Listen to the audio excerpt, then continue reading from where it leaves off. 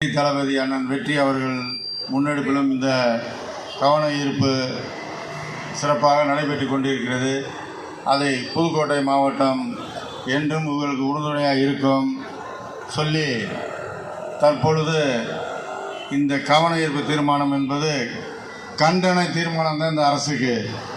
இதை பல முறை வலியுறுத்தியும் இந்த கல்லுக்கு மத்திய அரசு சில அனுமதி கொடுத்தும் இந்த கல்லை அனுமதி வழங்காமல் மறுக்கப்படுகிற இந்த தமிழக அரசை கண்டித்து, இது கவன ஈர்ப்பு இல்லை, கண்டித்தும் கவன ஈர்ப்பும் சேர்ந்து இந்த ஆர்ப்பாட்டம் சொல்லி, அடுத்து இந்த